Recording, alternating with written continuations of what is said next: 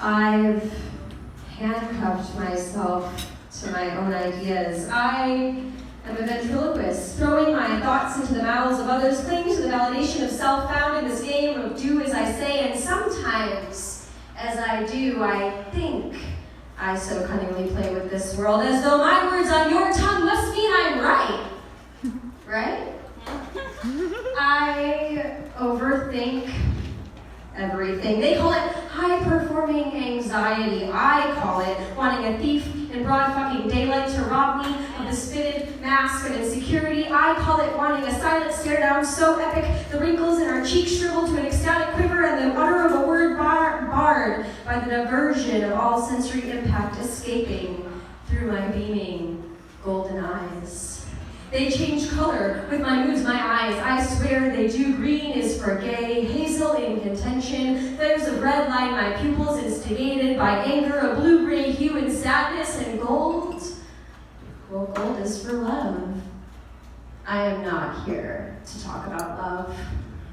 I over-communicate my insecurities, hopeful that this daunting task of honest communication will cast the first stone of many against.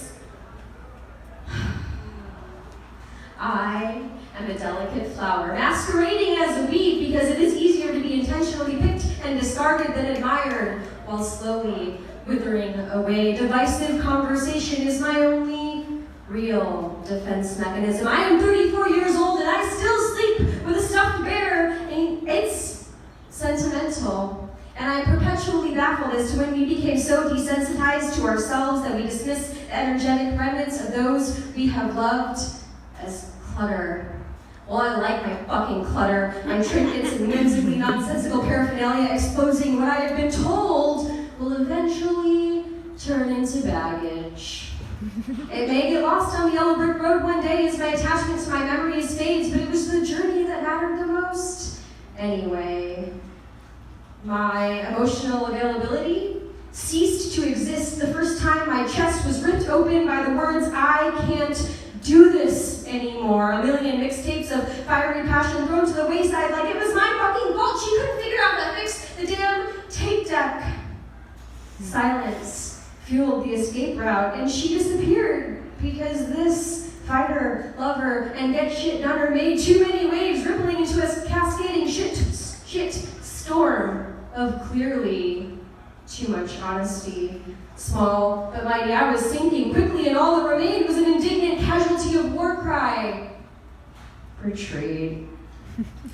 I still don't know a lot of things, but thanks to my clutter, I want to remember all that reveals what has become me, layer by layer, shedding this hand-stitched cloak of excuses that has for so long lined each crevice of a lifetime of defenses. I am perpetually restless. Even in the darkness, I have manipulated myself into maintaining emotional detachment from habitual manifestations of cowardice. Judgmental certainty so often clouding my suppressed desire for reasonable candor. The pattern can be found reasonable as long as the limit of definitive expectation cannot exist. And I can choose to remain steadfast in my contention, grasping at the strands of apathy rather than connection, because sometimes it feels better to preserve the clutter than to bravely explore the sacrifices beyond a quarantined life of infinite imperfection.